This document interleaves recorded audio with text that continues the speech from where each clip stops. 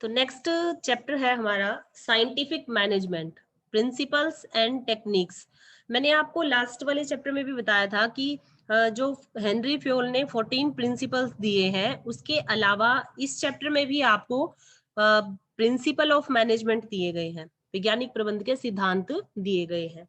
तो जो हमारे पिछले 14 प्रिंसिपल थे वो थे जनरल प्रिंसिपल, सामान्य सिद्धांत, और इस चैप्टर में हम क्या पढ़ेंगे, साइंटिफिक प्रिंसिपल कौन से हैं, वैज्ञानिक प्रबंध किस प्रकार से किया जाता है, वैज्ञानिक प्रबंध के कौन से सिद्धांत हैं।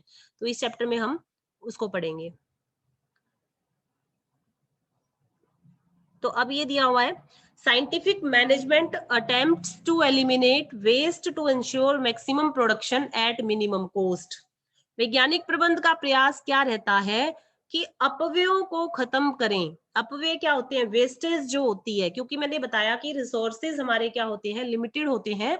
उन लिमिटेड रिसोर्सेज से हमें अपना उद्देश्य पूरा करना होता है। तो वेस्टेज को मिनिमाइज करके अपनी कॉस्ट को भी हमें कम करना है, क्योंकि कॉस्ट जितनी कम होती है उतनी ही हमारे प्रॉफिट्स ज्यादा होते हैं। तो वैज्ञानिक प्रबंध क्यों किया जाता है, वैज्ञानिक प्रबंध करने का क्या प्रयास है, किस लिए कर रहे हैं, ताकि हमारे जो वेस्टेज है वो खत्म हो और हमारी जो कॉस्ट है वो क्या हो जाए, अधिकतम कॉस्ट कम हो जाए और हमारा जो प्रोडक्शन है वो मैक्सिमम हो जाए। कॉस्ट कम करना और प्रोडक्शन को बढ़ाना, इसीलिए हम क्या करते हैं, साइंटिफिक मैनेजमेंट करते हैं। उसके बाद इस चैप्टर में को हम जो पढ़ेंगे तो क्या क्या ऑब्जेक्टिव्स हैं। सबसे पहला तो हम मीनिंग जानेंगे कि वैज्ञानिक प्रबंध होता क्या है। उसके बाद वैज्ञानिक प्रबंध की परिभाषाएं जो कि हर टॉपिक में आपको दी होती है, डेफिनेशंस, वो हम देखेंगे। इसकी विशेषताएं क्या है, क्या कैरेक्टरिस्टिक्स है वैज्ञानिक प्रबंध की, वो देखेंगे। वैज्ञानिक प्रबंध के सिद्धांत कौन कौन से हैं, पद्धतियां कौन कौन सी हैं, और कार्यविधि अध्ययन और गति अध्ययन में क्या अंतर होता है, समय अध्ययन और गति अध्ययन में क्या अंतर है। और जो पिछला चैप्टर आपने किया था फेओल वाला, और ये जो चैप्टर करेंगे टेलर का है, ये जो साइंटिफिक प्रिंसिपल है ये किसने दिए हैं, टेलर ने। तो टेलर और फेओल के सिद्धांतों का हम क्या करेंगे, कंपैरिजन करेंगे कि पिछले चैप्टर में जो सिद्धांत थे और इसमें जो सिद्धांत हम पढ़ेंगे दोनों में क्या अंतर है। तो ये टॉपिक्स आपके इस चैप्टर में कवर किए जाएंगे। अब सबसे पहले देखिए, जनरल प्रिंसिपल किसने दिए थे, हेनरी फ्योल ने। और जो साइंटिफिक मैनेजमेंट है उसके जन्मदाता कौन है, फ्रेडरिक विंस्लो टेलर, यानी कि FW टेलर, शॉर्ट फॉर्म में हम इसको क्या कहेंगे, FW टेलर। तो ये ऐसा व्यक्तित्व है, ये ऐसी पर्सनैलिटी का नाम है जिसने क्या किया, बहुत ही कम टाइम में, ये क्या था, एक सिंपल वर्कर था, लेबर था, लेबर के उस पे काम करता था, श्रमिक के पद पर। और उसके बाद ये कहाँ पहुंच गया, इंजीनियर बन गया, और बहुत ही कम टाइम में, अप्रोक्सीमेटली 6 इयर्स में इसने क्या किया, लेबर से ये क्या बन गया, इंजीनियर। तो 1878 में इसने अमेरिका की मिडवेल स्टील कंपनी में ये भर्ती हुआ, और इसने बहुत ज्यादा मेहनत की, और ये 6 इयर्स के टाइम पीरियड में इसी कंपनी में क्या बन गया, इंजीनियर बन गया। तो इसने बहुत सारे एक्सपेरिमेंट किए और ये देखा इसने कि एक लेबर को, एक श्रमिक को जितना काम करना चाहिए वो उससे काफी कम काम करता है। तो इस समस्या को दूर करने के लिए इसने काफी सारे सुझाव दिए कि भाई कैसे लेबर, जो लेबर है उसकी एफिशिएंसी को किस प्रकार से बढ़ाया जा सकता है। तो इसने अपने सजेशन दिए एक्सपेरिमेंट करने के बाद। तो इसने प्रबंध को एक वैज्ञानिक रूप दिया। 1901 तक बीथलहैम स्टील वर्क्स में काम किया इसने। जो ये देखिए यहाँ पर कहा, जो इसने 1878 में यहाँ पे मिडवेल कंपनी में ज्वाइन किया था, और 1901 तक इसने बीथलहैम स्टील वर्क्स में काम किया। और उसके बाद ये मैनेजमेंट कंसल्टेंट के रूप में काम करने लगा। मैनेजमेंट कंसल्टेंट, कंसल्टेंट कौन होता है, जो हमें परामर्श दे। और मैनेजमेंट कंसल्ट कौन होता है, जो मैनेजमेंट प्रबंध से संबंधित कंसल्ट या सजेशंस हमें दे। तो बाद में इसने क्या काम करना शुरू किया, मैनेजमेंट कंसल्टेंट के रूप में, क्योंकि बहुत इसने एक्सपेरिमेंट किए काफी और इसको एक्सपीरियंस हो गया बहुत सारी चीजों का, तो फिर ये परामर्श देने का कार्य करने लगे। तो ये है।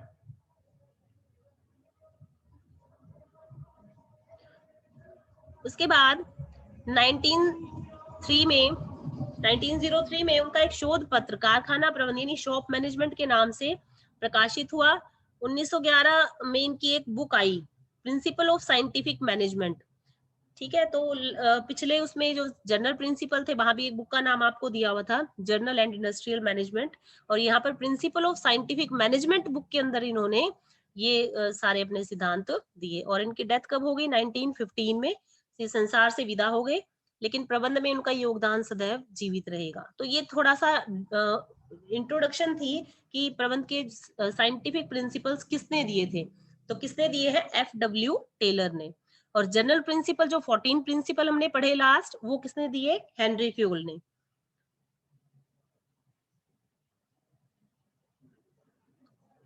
तो अब मीनिंग ऑफ साइंटिफिक मैनेजमेंट, वैज्ञानिक प्रबंध का क्या अर्थ होता है? वैज्ञानिक प्रबंध का शाब्दिक अर्थ प्रबंध को वैज्ञानिक ढंग से करना। भाई आप वैसे भी देखिए, वैज्ञानिक प्रबंध प्रबंध को वैज्ञानिक तरीके से करना, सिंपल इसका एक ये अर्थ है। यानी कि प्रबंध की जो रूढ़िवादी, रूढ़िवादी क्या होती है? जो पुरानी विचारधाराएं होती हैं उनको छोड़कर आधुनिक वैज्ञानिक विचारधाराओं का प्रयोग करना ही वैज्ञानिक प्रबंध है। नई विचारधाराएं अपनानी चाहिए, पुरानी जो रूढ़िवादी परंपराएं हैं उनको छोड़ देना चाहिए, ये वैज्ञानिक प्रबंध ये कहता है। तो टेलर ने क्या कहा कि प्रबंधकों को कोई भी काम करने से पहले उसको एनालाइज करना चाहिए, उसका गहन विश्लेषण करना चाहिए और फिर उसको अपने डिसीजन लेने चाहिए। ठीक है, तो एनालाइज करने के बाद बहुत सारी बातें उसके सामने आएंगी जिनके आधार पर वो निर्णय लेगा। तो साइंटिफिक प्रिंसिपल, तो साइंटिफिक मैनेजमेंट का क्या मीनिंग हुआ? कि प्रबंध को वैज्ञानिक ढंग से करना ही वैज्ञानिक प्रबंध कहलाता है, ये इसका मीनिंग है एग्जैक्ट। इसके डेफिनेशन आप देख लेंगे, FW टेलर ने दी हुई है। तो FW टेलर के आप जरूर याद करें इसमें। Scientific management is the art of knowing exactly what you want man to do and then seeing that they do it in the best and cheapest way. सबसे पहले प्रबंध, जो वैज्ञानिक प्रबंध क्या कहता है कि उस वैज्ञानिक प्रबंध ये जानना है कि आप श्रमिक से क्या करवाना चाह रहे हो। जब तक आपको पता ही नहीं है तो आप उससे कैसे कराएंगे? तो आपको पता होना चाहिए कि श्रमिकों से क्या काम कराना है, और फिर ये देखना कि उसको बहुत ही सर्वोत्तम, मतलब सर्वश्रेष्ठ तरीके से, बहुत ही बढ़िया एफिशिएंट तरीके से उस काम को किया जाए। और सस्ते ढंग से का मतलब फिर वही आ गया कि कॉस्ट कम आए, जो वर्कर काम कर रहा है, जो लेबर काम कर रहा है, उसके काम करने के कारण हमारे जो रिसोर्सेज हैं वो वेस्ट नहीं होंगे, तो हमारी वैसे ही वो काम सस्ते में वैसे ही हो जाएगा। अगर जो लेबरर है, श्रमिक है, वो गलतियां कर रहा है बार बार, तो उस रिसोर्सेज को क्या कर रहा है? वेस्ट कर रहा है, तो हमारी कॉस्ट क्या हो जाती है? उससे बढ़ जाती है। लेकिन साइंटिफिक तरीके से जब हम मैनेजमेंट करते हैं तो हम ये देखते हैं कि श्रमिकों से कैसे काम करवाना है हमने, ठीक है, और उनसे अगर उनसे हम बढ़िया तरीके से काम लेंगे तो वेस्टेज नहीं होगी, जिससे हमारी कॉस्ट भी कम आएगी, तो सस्ते ढंग से काम करवाया जा सकता है उनसे। सेकंड डेफिनेशन भी आप देख लेंगे इसमें। अब इसकी विशेषताएं बताइए, फीचर्स ऑफ साइंटिफिक मैनेजमेंट। उपरोक्त डेफिनेशंस देखने के बाद हमें पता चला कि ये एक सिस्टमैटिक अप्रोच है। सिस्टमैटिक क्या होता है? कोई भी काम को जब हम तरीके से करते हैं तो ये सिस्टमैटिक ढंग से काम को करना कहलाता है। तो वैज्ञानिक प्रबंध में पुरानी उनको विचारधाराओं को छोड़ दिया जाता है, नए आधुनिक तरीकों से काम को किया जाता है, एक सिस्टमैटिक तरीके से किया जाता है। वैज्ञानिक प्रबंध ये कहता है कि किसी भी काम को आप सिस्टमैटिक तरीके से करें, ठीक है, तो ये सिस्टमैटिक अप्रोच है। उसके बाद है, ये पूर्ण मानसिक परिवर्तन लाती है, ठीक है। तो पूर्ण मानसिक परिवर्तन का मतलब क्या है? किसी भी ऑर्गेनाइजेशन में दो पक्ष होते हैं, एक तो ओनर हो गया और एक श्रमिक हो गया, यानी स्वामी और मालिक। दोनों की जो मानसिक स्थिति है उसमें क्या है? वैज्ञानिक प्रबंध के कारण बहुत परिवर्तन आता है, और ये दोनों ही लाभ का पीछा करने की बजाय क्या करते हैं कि बढ़िया उत्पादन होना चाहिए। देखो पुरानी विचारधारा क्या कहती है कि लाभ लाभ कमाओ, ज्यादा से ज्यादा लाभ कमाओ, पुरानी विचारधारा यही है ना। लेकिन वैज्ञानिक प्रबंध कहता है कि आप इस विचारधारा को छोड़ो, लाभ का पीछा करना छोड़ दो, आप क्या करो? उत्पादन बढ़िया करो। यदि उत्पादन अच्छा होगा तो वो प्रोडक्ट बिकेगा, लोग खरीदेंगे उसको, और जब खरीदेंगे तो सेल बढ़ेगी, और सेल बढ़ेगी तो प्रॉफिट्स अपने आप ही इंक्रीज हो जाएंगे। अल्टीमेटली प्रॉफिट अर्न करने का ऑब्जेक्टिव ही पूरा हो रहा है, लेकिन सोच में परिवर्तन आ गया। पहले लोग सोचते थे, मालिक सोचता था कि मुझे केवल लाभ कमाना है। अब मालिक का ध्यान क्या है कि श्रमिकों से बढ़िया काम लो, प्रोडक्शन बढ़िया कर दो, तो माल बिकेगा, सेल बढ़ेगी, प्रॉफिट्स अपने आप बढ़ जाएंगे। तो ये जो विचारधारा है ये मानसिक परिवर्तन लाती है, श्रमिकों के भी और स्वामियों के भी। ये परंपरागत प्रबंध की विरोधी है। अभी तो बताया कि पुरानी पद्धतियां छोड़ने को कहता है। वैज्ञानिक प्रबंध क्या कहता है? पुरानी पद्धतियां छोड़ दी जाएं और नई पद्धतियों को अगर हम अपना लेते हैं तो उससे क्या होगा? हमारे जो श्रमिक है उनकी कार्यकुशलता में वृद्धि होगी, संसाधनों का अपव्यय यानी कि वेस्ट नहीं होंगे और जो ऑब्जेक्टिव है वो हमारा पूरा हो जाएगा। तो ये दिया हुआ है इसके अंदर। उसके बाद है, इसके अंतर्गत नियमों का कठोरता से पालन किया जाता है। वैज्ञानिक प्रबंध जो जनरल प्रिंसिपल्स थे, वो सामान्य प्रबंध के सिद्धांत क्या कहते थे कि वो क्या कैसे है? डायनामिक, जैसी परिस्थिति होगी जो सिद्धांत है वो बदल जाएंगे। लेकिन यहाँ पर वैज्ञानिक प्रबंध के जो सिद्धांत है उनका कठोरता से पालन करना होता है। वैज्ञानिक प्रबंध के अंतर्गत नियमों का कठोरता से पालन किया जाना जरूरी है, क्योंकि ये जो जितने भी नियम बनाए हैं ये बहुत ज्यादा गहन विचार करके, बहुत एक्सपेरिमेंट करके, प्रैक्टिस करके तब ये सिद्धांत बने। तो इनमें कोई गलती होने के चांस नहीं है कि हमें दोबारा बदलना पड़े इस सिद्धांत को। तो एक सिद्धांत जो है बन गया तो बन गया, और उसको कठोरता से पालन करना होगा, स्ट्रिक्टली उसको फॉलो करना होगा। वैज्ञानिक प्रबंध क्या है? इसका लक्ष्य श्रमिकों की कार्यकुशलता को बढ़ाना होता है। वैज्ञानिक प्रबंध क्यों करना चाहते हैं हम? ताकि जो हमारे श्रमिक हैं उनकी कार्यकुशलता को बढ़ाया जाए। देखिए ये जो सिद्धांत है ये किसने दिए? एफ.डब्ल्यू. टेलर ने। वो भी एक श्रमिक रहा है, उसने ऑब्जर्व किया कि श्रमिकों की क्या क्या समस्याएं हैं, श्रमिक कार्य को करने में ज्यादा समय क्यों लगाते हैं। तो कार्यकुशलता, अगर ज्यादा समय लगा रहा है कोई श्रमिक किसी काम को करने में तो उसकी कार्यकुशलता कम हो जाएगी। यदि वो काम को टाइम से पहले फिनिश कर रहा है, अच्छा काम कर रहा है, तो उसकी कार्यकुशलता बढ़ती है। तो उसने ये सारी बातों पे अध्ययन किया और वैज्ञानिक प्रबंध को इसने लाया सामने कि भी आप वैज्ञानिक प्रबंध को अपनाएंगे तो श्रमिकों की कार्यकुशलता बढ़ेगी। जिसमें अब इसमें चैप्टर में आगे टॉपिक आएगा जिसमें हम ये देखेंगे कि समय का अध्ययन किया जाएगा, गति का अध्ययन किया जाएगा और थकान का अध्ययन। ठीक है, तो जो श्रमिक काम कर रहा है किसी काम को करने में वो कितना टाइम ले रहा है, कितना समय उसको लेना चाहिए था और कितना ले रहा है, ज्यादा ले रहा है या कम ले रहा है। गति अध्ययन, कितनी स्पीड से वो काम कर रहा है। जितनी, मान लीजिए कोई श्रमिक है और वो अपनी अननेसेसरी एक्टिविटी बीच में कर रहा है। जैसे कोई मकान बनाने वाला एक श्रमिक है तो वो जब ईंट को पकड़ाने के लिए तो वो क्या करता है, अपनी मतलब ईंटें ज्यादा वो पकड़ा सकता है लेकिन वो 4-5 ईंटें उठा के वो पकड़ा देता है, पकड़ा सकता है वो 10। तो वो जिस स्पीड से, जिस गति से वो क्या करता है, बीच में फिर रुक जाता है, थकान हो जाती है उसको, वो बैठ जाता है। और जितनी उसको ब्रेक नहीं दिया जाएगा तो बहुत ज्यादा थक जाएगा। तो ये सारी चीजें आगे आएंगी आपकी कि समय अध्ययन, गति अध्ययन और थकान अध्ययन को अगर इनका अध्ययन कर लिया जाए तो इससे क्या होगा, श्रमिकों की हम कार्यकुशलता को बढ़ा सकते हैं। तो वो आगे देखेंगे किस प्रकार से होगा। विशिष्टीकरण को ये उचित महत्व प्रदान करती है। विशिष्टीकरण क्या होता है? स्पेशलाइजेशन। स्पेशलाइजेशन हम पढ़ चुके हैं डिवीजन ऑफ वर्क के सिद्धांत में कि पूरे काम को छोटे छोटे भागों में बांट दिया और प्रत्येक भाग को विशेष, जिस व्यक्ति को सौंपा जाएगा वो विशेषज्ञ बन जाएगा उसमें। तो स्पेशलाइजेशन को ये ज्यादा महत्व देता है। इसके फलस्वरूप काम कम समय में होगा और अच्छा काम होगा। स्पेशलाइजेशन का मतलब क्या हुआ? जब मैंने पढ़ाना शुरू किया होगा तो उस समय मुझे इतना एक टॉपिक को जब मैं पढ़ाने लगी तो मुझे उसमें ज्यादा समय लगा होगा। धीरे धीरे फिर जब उस टॉपिक को बार बार पढ़ा रही हूँ तो उसमें क्या है, मेरा टाइम उसको पढ़ाने में क्या हो जाएगा, कम हो जाएगा और उसमें एक निखार आता जाएगा, उसको ज्यादा अच्छे से पढ़ाया जा सकेगा। तो कोई भी व्यक्ति जब कार्य को करता है तो स्पेशलाइजेशन यही होती है कि आप बार बार उस काम को करके क्या हो रहे हैं, एक्सपर्ट हो रहे हैं अपने काम में। तो वैज्ञानिक प्रबंध किसको महत्व देता है? स्पेशलाइजेशन को। ये कहता है कि भी स्पेशलाइजेशन होने से जो कर्मचारी है उसके कार्य क्या होगा, वो काम अच्छा होगा। तो विशिष्टीकरण को महत्व दिया जाता है। बड़ी संस्थाओं के लिए उपयोगी है ये। तो ये क्योंकि वैज्ञानिक प्रबंध की जो व्यवस्था है, जो सिस्टम है, वो काफी कॉस्टली पड़ता है। तो जो छोटी ऑर्गेनाइजेशंस है वो इसको बियर नहीं कर पाती, इसको सहन नहीं कर पाती। तो जो बड़ी ऑर्गेनाइजेशंस है वो इसको, उनके क्योंकि उनके तो प्रॉफिट्स ही इतने ज्यादा होते हैं तो वो इस तरह का सिस्टम वो अपना सकती है। यह अपव्यय को न्यूनतम करने का प्रयास करती है।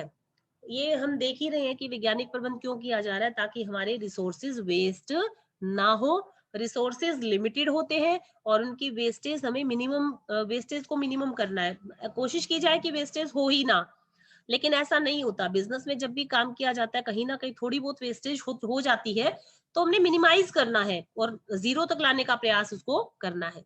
तो वैज्ञानिक प्रबंध जो है ये अपव्यय को क्या क्या कहते हैं कि अपव्यय को न्यूनतम किया जाए, कम कर दिया जाए।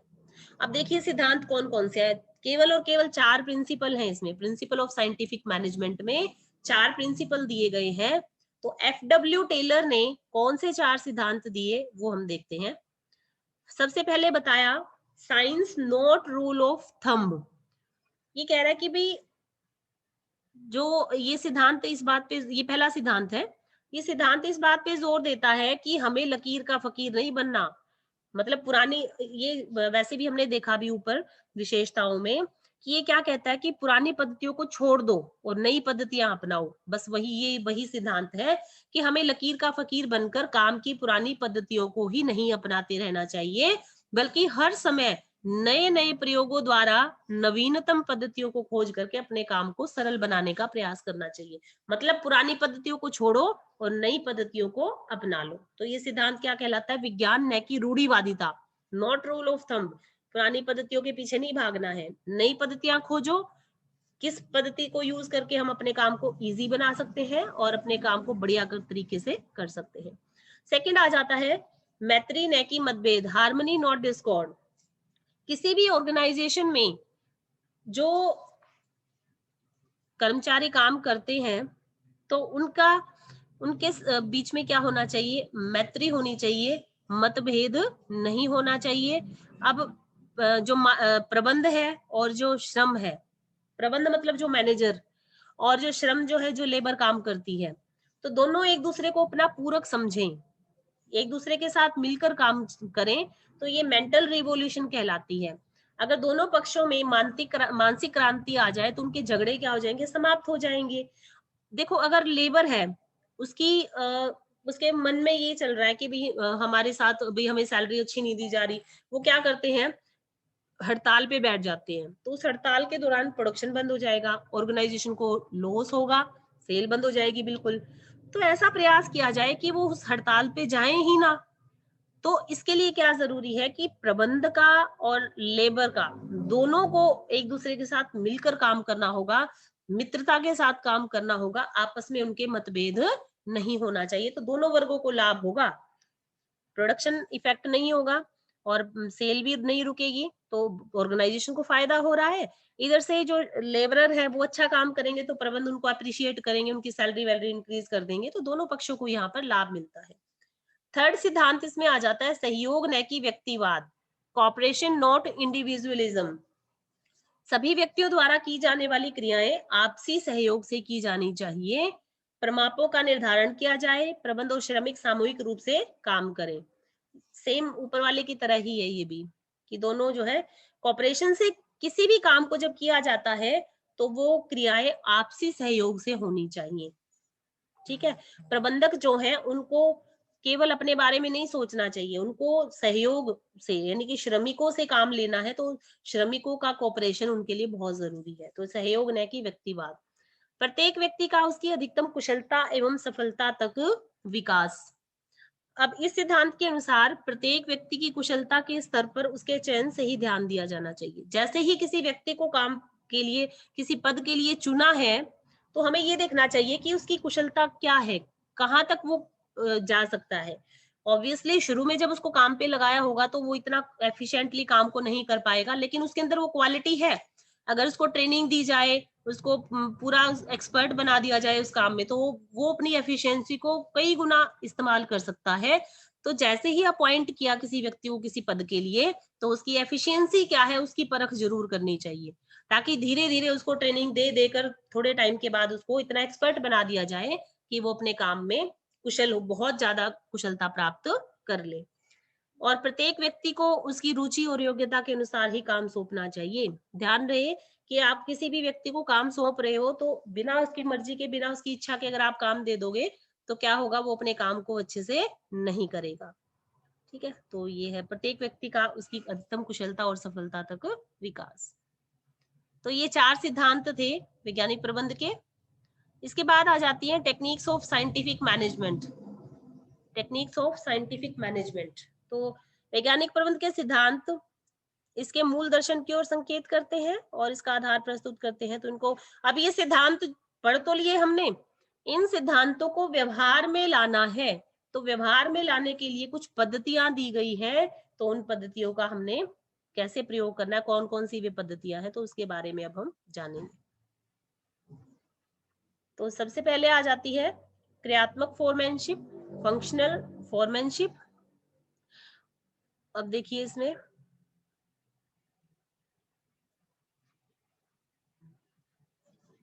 फंक्शनल फोरमैनशिप क्या कहती है, इसके जन्मदाता कौन है, एफ.डब्ल्यू. टेलर। क्योंकि सिद्धांत किसने दिए, एफ.डब्ल्यू. टेलर ने। उनको व्यवहारिक रूप में लाने का तरीका भी कौन बताएंगे, एफ.डब्ल्यू. टेलर ही बताएंगे। तो ये जितनी भी फोरमैनशिप है, क्रियात्मक फोरमैनशिप है, इसका भी जन्मदाता कौन माना जाता है, एफ.डब्ल्यू. टेलर, इनको माना जाता है। यह प्रारूप पूरी तरह से विशिष्टीकरण के सिद्धांत पर आधारित है। विशिष्टीकरण वही, काम को छोटे छोटे भागों में बांट दो, प्रत्येक काम को एक व्यक्ति को करने के लिए दे दिया जाए छोटे भाग को, तो वो उस काम में विशिष्टीकरण प्राप्त कर लेता है, स्पेशलाइजेशन प्राप्त कर लेता है। तो टेलर ने क्या किया, कारखाना प्रबंधक के कार्य को दो उप विभागों में बांटने का सुझाव दिया है। एक तो विभाग कौन सा हो गया, नियोजन मतलब प्लानिंग का, और एक कौन सा हो गया, प्रोडक्शन का। दो विभाग बना दिए इसमें फंक्शनल फोरमैनशिप में, और दोनों विभागों में 4-4 विशेषज्ञों को नियुक्त कर दिया। ठीक है, तो ये देखो, ये डायग्राम में जैसे हम देखेंगे, कारखाना प्रबंधक, इसने दो विभाग बनाए, कौन कौन से, दो अधिकारी नियुक्त करे, एक तो प्लानिंग के लिए और एक प्रोडक्शन के लिए। तो प्लानिंग में कौन कौन से, हर दोनों के अब अंडर कौन है, 4।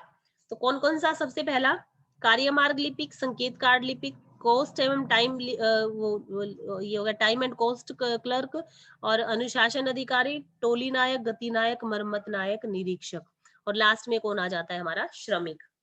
ठीक है, तो अब सबसे पहले देखेंगे नियोजन अधिकारी या नियोजन विभाग के अंदर क्या क्या है, इनको डिटेल में पढ़ेंगे। तो नियोजन विभाग में कौन कौन से बंदे होते हैं, कौन कौन से विशेषज्ञ होते हैं, कौन कौन से स्पेशलिस्ट होते हैं, और उनके फंक्शंस क्या क्या क्या है, उनके कार्य क्या क्या है। तो हमने ये देखा था, सबसे पहले कौन था, कार्य मार्ग लिपिक, रूट क्लर्क। ठीक है, अब देखो ये प्लानिंग का काम हो रहा है, यहाँ पे एक्चुअल में वर्क नहीं हो रहा, यहाँ पे क्या हो रहा है, प्लानिंग हो रही है।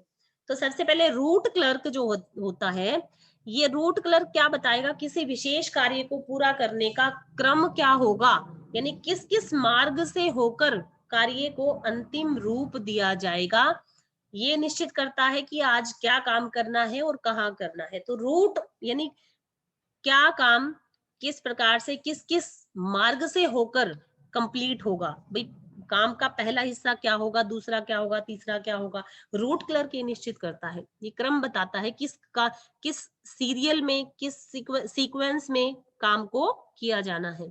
तो प्लानिंग ही है, ये एक्चुअल में काम नहीं हो रहा, देखो यहाँ पे ये प्लानिंग ही है। उसके बाद इंस्ट्रक्शन कार्ड क्लर्क, अब ये क्या करता है, ये लेबर के लिए कार्ड तैयार करता है, और उस कार्ड में सारी इंस्ट्रक्शन लिखी होती है। मतलब इसका काम क्या होता है, इस क्लर्क का कार्ड बनाने का, उन कार्ड पे क्या लिखा होगा, क्या काम करना है, किस प्रकार से करना है, प्रयोग में होने वाली मशीन और उनके बारे में सूचना दी जाती है। तो ये कार्ड आगे किसको दे दिए जाएंगे, श्रमिकों को। तो ये इंस्ट्रक्शन कार्ड क्लर्क का काम क्या होगा, कार्ड बनाने का, जिसपे सारी डिटेल लिखी रहेगी, काम किस प्रकार से होगा। टाइम एंड कॉस्ट क्लर्क क्या बताता है कि किसी विशेष कार्य को कब शुरू करना है और कब समाप्त करना है, और उसको पूरा करने में कितना टाइम लगेगा, तो ये क्लर्क निर्धारित करेगा। और जितने टाइम में तो ये डिसाइड किया कि काम कब शुरू हुआ, कब खत्म होगा, और उस काम को पूरा करने में कितना टाइम लगना है। कॉस्ट में क्या देखा जाएगा कि जो प्रोडक्ट बनाकर तैयार किया जाएगा, जो प्रोडक्शन की जाएगी, उसमें कितनी कॉस्ट आनी है, ये निर्धारित करेगा, ये क्लर्क बताएगा कि इतनी कॉस्ट आनी चाहिए। यदि कॉस्ट उससे ज्यादा आ रही है तो इसका मतलब क्या है, गड़बड़ है, रिसोर्सेज वेस्ट हो रहे हैं कहीं ना कहीं। तो ये पहले से प्लानिंग हो रही है, और ये यहाँ पर देखो टाइम की भी और कॉस्ट की भी, अभी सोचा जा रहा है कि इतना टाइम लगेगा, इतनी कॉस्ट आएगी। फिर डिसिप्लिन ऑफिसर, डिसिप्लिन ऑफिसर बहुत जरूरी है, डिसिप्लिन जब तक नहीं होगा तब तक किसी भी कार्य को अच्छे से होना सुनिश्चित नहीं होता उसका। तो प्रत्येक कार्य व्यवस्थित ढंग से हो रहा है कि नहीं हो रहा है, तो डिसिप्लिन ऑफिसर निर्धारित करेगा। तो डिसिप्लिन, केवल इसका कार्य क्या होगा, डिसिप्लिन मेंटेन करने का। यदि डिसिप्लिन मेंटेन हो जाता है तो इसका मतलब काम अपने आप ही अच्छा होगा। अब ये क्या कह रहा है कि सेकंड हमारा ये था हमारा प्लानिंग वाला। अब हमारा क्या आ गया, specialist of production department and their function. अब उत्पादन विभाग, देखिए यहाँ पर हमने ये डायग्राम था, तो प्लानिंग ऑफिसर ये, और इसके नीचे ये 4 हमने पढ़ लिए। ये कार्यमार्ग लिपि क्या बताता है कि सीक्वेंस क्या रहेगा, काम का करने का क्रम किस किस मार्ग से होकर काम को कंप्लीट किया जाएगा। संकेत कार्ड लिपि क्या करता है, कार्ड बनाता है श्रमिकों के लिए, जिसमें कार्ड में सारी डिटेल लिख देगा, श्रमिकों को दे देगा, वो उस कार्ड में से देकर अपने काम को करेंगे। समय और लागत में ये क्लर्क क्या करता है, टाइम बता देगा, भाई इतने टाइम में काम पूरा करना है और इसकी इतनी कॉस्ट आनी चाहिए। अनुशासन अधिकारी क्या करता है, डिसिप्लिन मेंटेन करने का कार्य करता है। अब हम सेकंड पर आ गए, उत्पादन अधिकारी। इसमें भी ये 4 हैं, इनको हम डिटेल में पढ़ लेते हैं। तो सबसे पहले गैंग बॉस, इसमें क्या होगा, अब प्रोडक्शन का कार्य होना है इस डिपार्टमेंट में, तो क्या होगा, सारे जितने भी श्रमिक हैं उनको समूहों में, जैसे मैंने आपको ग्रुप्स में बांटा हुआ है ना, तो इसी प्रकार से श्रमिकों को समूहों में या टोलियों में बांट दिया जाता है। प्रत्येक टोली का एक क्या बन जाएगा, लीडर हो जाएगा, उसको क्या कहेंगे, गैंग बॉस। तो ये गैंग बॉस क्या निर्धारित करता है कि श्रमिक और मशीनें दोनों उत्पादन करने की स्थिति में है, और ये क्या उपलब्ध करवाता है, इनको जो भी सामग्री चाहिए प्रोडक्शन के लिए, ये अपने ग्रुप के लोगों को वो सामग्री और वो मशीनें उपलब्ध हुई है या नहीं हुई है, ये बताएगा। तो गैंग बॉस का मतलब क्या हो गया कि जिसमें ग्रुप का जो लीडर होता है वो गैंग बॉस, ठीक है, एक गैंग बना दिया, ग्रुप को गैंग नाम दे दिया इसने यहाँ पे, और जो उसका जो लीडर है उसको गैंग बॉस कहा। गैंग बॉस देखेगा कि मेरे ग्रुप में जो लोग हैं, मेरी गैंग में जो लोग हैं, वो उत्पादन करने की स्थिति में है या नहीं है, मशीनें उपलब्ध है या नहीं है, आवश्यक सामग्री क्या चाहिए वो है या नहीं है, तो ये सारा कार्य गैंग बॉस का होता है।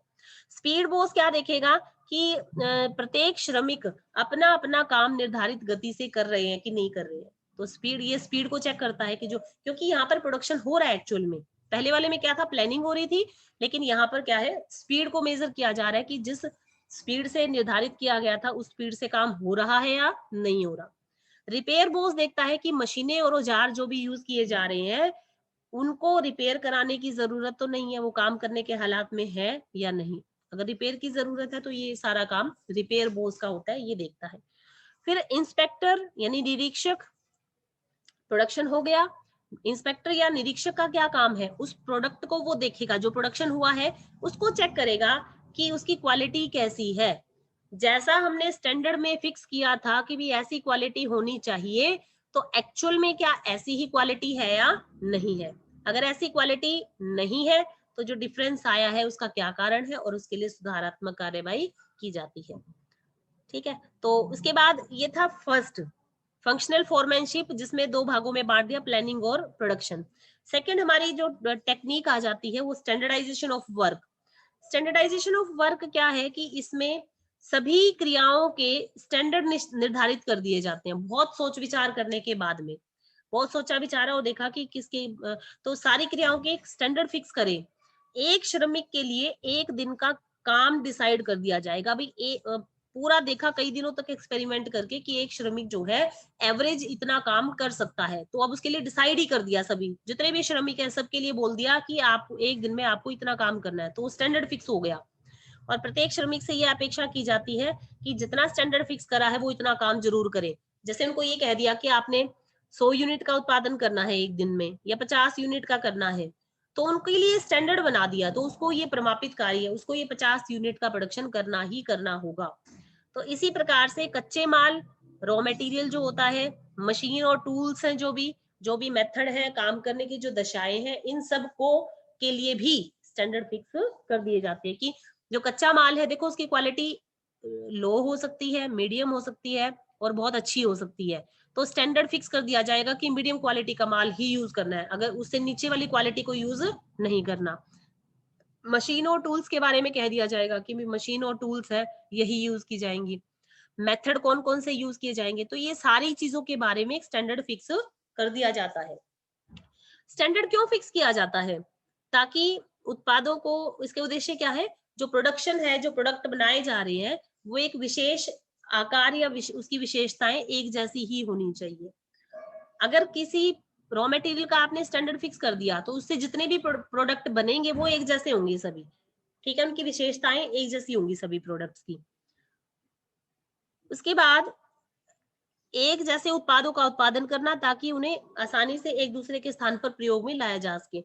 क्वालिटी परिमाप हम ये कह सकते हैं कि भाई इन रॉ मटेरियल को प्रयोग करके हमने ऐसी क्वालिटी का प्रोडक्ट बनाया है, तो हम निश्चिंत है अपने प्रोडक्ट के बारे में, हमें पता है कि हमारे प्रोडक्ट की क्वालिटी कैसी है। लोगों व मशीनों के निष्पादन के परिणाम परिमाप निश्चित करना, ये भी कि जो वर्कर है उसके लिए एक स्टैंडर्ड फिक्स करना, जैसे हमने एग्जांपल लिया था 50 यूनिट का उत्पादन करना है आपने, तो ये स्टैंडर्ड फिक्स कर देना, तो ये सारे इसके उद्देश्य हैं। थर्ड हमारी जो टेक्निक है वो आ जाती है सिंप्लीफिकेशन। सिंप्लीफिकेशन होता है कि सिंपल कर देना किसी चीज को, ठीक है, किसी भी प्रोडक्ट का अनावश्यक यानी अननेसेसरी चीजों को हटा देना उसमें से। जैसे कि एक शू निर्माता कंपनी है, शूज बनाने वाली कंपनी है, वो उसके जो शूज का साइज होता है आपने देखा भी होगा 0, 1, 2, 3, 4, 5 इस तरह के शूज बनाए जाते हैं। अगर कंपनी चले इस तरह के बनाने 0, 0.5, 1, 1.25, 1.5, ये इतने सारे साइज हो जाएंगे कि कंपनी को इतनी मशीनें लगानी पड़ेंगी और उसमें क्या है बहुत ज्यादा दिक्कत आ जाएगी। तो कंपनी इस काम को इतना डिफिकल्ट काम बनाने की बजाय, इतने साइज बनाने की बजाय कंपनी ने क्या किया, काम को सरल कर दिया।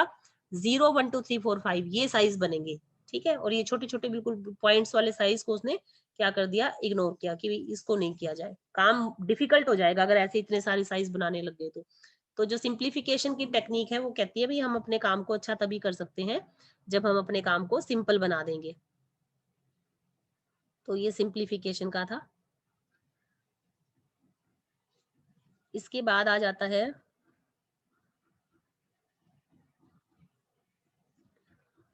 सिंप्लीफिकेशन क्यों किया जाता है, मशीनों के प्रयोग में मितव्ययता। अब देखो इतने प्रकार के अगर शूज बनाने लग गए तो मशीनों की वेस्टेज होनी, वहां पर जो वेस्टेज ज्यादा हो जाएगी, तो वेस्टेज को रोकने के लिए काम को सरल बना दिया जाता है। विशिष्टीकरण द्वारा श्रम लागतों में कमी करना। अब मान लो इतने सारे साइज बनाने लग जाएं तो श्रमिकों का ध्यान इतने सारे साइज पर होगा, या फिर साइज कम रखे जाए उन पर काम को अच्छे से किया जाएगा। तो साइज अगर कम बनाने हैं तो श्रमिक अपने काम को अच्छे से कर पाएगा। वहां स्टॉक में मितव्ययता लाना, जैसे ये कह रहा है कि यूएसए एग्जांपल दे दिया, यूएसए की एक पेपर निर्माता कंपनी ने सरलीकरण अभियान को चलाते हुए कागज की किस्मों को 2000 से कम करके 200 तक सीमित कर दिया था। तो ये सिंपल कर दिया काम को, इससे मितव्ययता वेस्टेज नहीं होती, मतलब उसमें एफिशिएंसी भी आती है काम में और मितव्ययता भी आती है। उसके बाद आ गया कार्यविधि अध्ययन। इसका अभिप्राय एक विशेष क्रिया को करने की सर्वाधिक उपयुक्त विधि की पहचान से है। किसी भी काम को मेथड स्टडी, मेथड क्या होता है, किसी भी काम को करने का तरीका, तो वो तरीका कैसा होना चाहिए, सबसे बेस्ट होना चाहिए। तो मेथड स्टडी क्या करती है, किसी भी विशेष क्रिया को करने की सबसे बेस्ट मेथड की पहचान की जाती है यहाँ पे, ठीक है। तो यह अध्ययन करने के लिए चार्ट बनाए जाते हैं, रिसर्च की जाती है। और किस लिए कर रहे हैं हम, अगर हम सब प्रोडक्शन करने का सबसे बेस्ट मेथड अपनाएंगे तो हमारी कॉस्ट कम आएगी ना, क्वालिटी अच्छी हो जाएगी उससे। नेक्स्ट है मोशन स्टडी, गति अध्ययन। अब इस अध्ययन के लिए मूवी कैमरे का प्रयोग किया जाता है, तो काम की गति क्या हो जाएगी, तेज हो जाएगी। मतलब मैंने कहा ना कि जो श्रमिक है वो अनावश्यक हरकतें उसकी हटा दी जाती हैं। एग्जाम्पल देखो, मिस्त्री को ईंट लगाने में 18 क्रियाएं करता था वो, तो 18 क्रियाएं मतलब हाथ को कभी इधर हिला लिया उधर हिला लिया, टाइम मतलब एक तरह से वेस्ट होता था उसमें। तो इसकी जो हरकतें थी वो कम करके 5 और कुछ दशाओं में तो इसको 2 तक ला दिया गया। तो मोशन स्टडी की तरफ ध्यान दिया गया कि गति जो काम करने की उसको बढ़ाया जाए, अनावश्यक क्रियाएं खत्म कर दी जाए, तो काम जल्दी भी पूरा होगा। उसके बाद टाइम स्टडी की एक वो है ये हमारी टेक्निक। टाइम स्टडी में ये देखा जाता है कि किसी काम को करने के लिए स्टॉप वॉच का प्रयोग कर लिया जाता है। मतलब किसी काम को पूरा करने में कितना समय पर स्टैंडर्ड टाइम फिक्स कर दिया जाएगा। अभी जैसे आप, मैं कह दूं आपको कि आप जो ना एक चैप्टर अभी 10 मिनट में पढ़ लोगे या 15 मिनट में पढ़ लोगे, आधा घंटे में पढ़ लोगे, तो वो स्टैंडर्ड फिक्स कर देना किसी भी काम को करने का। ये कब होगा, जब स्टॉप वॉच का प्रयोग किया जाएगा। स्टॉप वॉच आप अपने सामने वॉच रख के बैठ जाओ कि आधा घंटे का अलार्म लगा दिया और आप सोचो भी मुझे आधे घंटे में ही अपना चैप्टर खत्म करना है, तो ऐसी तभी वो पॉसिबल हो सकता है। ये किस लिए किया जाता है, श्रम लागत का अनुमान, वांछित श्रमिकों की संख्या, ये पढ़ लेना आप, 2-3 पॉइंट्स है। थकान अध्ययन क्या है कि कर्मचारी को बीच बीच में रेस्ट देना पड़ेगा, तभी अपने काम को वो बढ़िया तरीके से कर सकता है। उसको थकान के क्या कारण हो सकते हैं, काम ज्यादा लंबे टाइम तक, अब आपको 2-3 घंटे क्लास ले ली जाए तो आप थक जाएंगे, ठीक है। तो टाइम क्या होना चाहिए लिमिटेड, कि आधा घंटा 1 घंटा तक पढ़ सकते हैं, उसके बाद नहीं। घटिया काम की दशाएं, एनवायरनमेंट अच्छा ना दिया जाए, रोशनी की, पानी की इनकी व्यवस्था ना हो, और जो काम करना चाहिए अननेसेसरी काम दे दिया जिसकी कोई जरूरत भी नहीं थी, बॉस के साथ रिलेशन बढ़िया नहीं है, तो ऐसे ये सारी ऐसी कंडीशन है जहाँ कर्मचारी जो है वो उसको थकान हो जाती है, वो बोरिंग फील करता है, काम को अच्छे से नहीं कर पाता, तो थकान अध्ययन भी की जाती है। विभेदात्मक मजदूरी पद्धति, ये क्या कहती है, टेलर क्या कहता है कि अगर आपने श्रमिकों को मोटिवेट करना है तो आप विभेदात्मक मजदूरी पद्धति को अपनाएं। इस पद्धति के अंतर्गत समय के आधार पर ना दो मजदूरी, कि भी एक दो मजदूर है, मान लो उन्होंने 8-8 घंटे काम किया तो उनको बराबर मजदूरी दी जाए ना, ऐसा नहीं। क्या होना चाहिए, जिस मजदूर ने प्रोडक्शन ज्यादा किया है उसको हाई रेट से मजदूरी दी जाए, और जिस मजदूर ने कम प्रोडक्शन किया है उसको कम रेट से मजदूरी दी जाए। उदाहरण दिया हुआ है, आप पढ़ेंगे तो ये आपको क्लियर हो जाएगा। फिर मेंटल रिवोल्यूशन क्या कहती है, मेंटल रिवोल्यूशन कहता है कि एक स्वामी वर्ग हो गया और एक श्रमिक, मालिक और श्रमिकों के बीच में संबंध अच्छे होने चाहिए, ये हम पढ़ चुके हैं अभी पीछे। तो मानसिक क्रांति क्या होती है, दोनों जो पक्ष हैं वो लड़े झगड़े नहीं, वो मालिक चाहता है लाभ ज्यादा से ज्यादा मुझे मिले, श्रमिक चाहते हैं हमें ज्यादा से ज्यादा सैलरी मिलनी चाहिए, तो दोनों मिलजुल के काम करें। और दोनों को सोचना चाहिए कि भाई अगर प्रोडक्शन बढ़ेगा तो लाभ अपने आप ही इतने ज्यादा हो जाएंगे कि मालिक को भी मिल जाएंगे और श्रमिक को भी सैलरी बढ़िया मिलेगी। तो ये आपका मानसिक क्रांति का पॉइंट था। तो ये टेक्निक्स दे रखी है हमें 8-9, तो ये आप इसको क्लियर कर लेंगे। अब हमारा डिफरेंस दिया हुआ है इसमें फेयोल और टेलर का, दोनों सिद्धांत आप पढ़ चुके हैं, तो आप जब इसको करेंगे तो आपको ये डिफरेंस क्लियर हो जाएगा, इसमें कोई ज्यादा बहुत मुश्किल बात नहीं है। इसमें दिया हुआ है आपको दोनों के सिद्धांतों में अंतर भी है, और सिमिलैरिटी और डिसिमिलैरिटी दोनों दी हुई है आपको, कि एक जैसी बातें कौन सी हैं और एक अलग अलग बातें कौन सी हैं इसमें। ठीक है, तो ये आपका टॉपिक कंप्लीट हो गया है।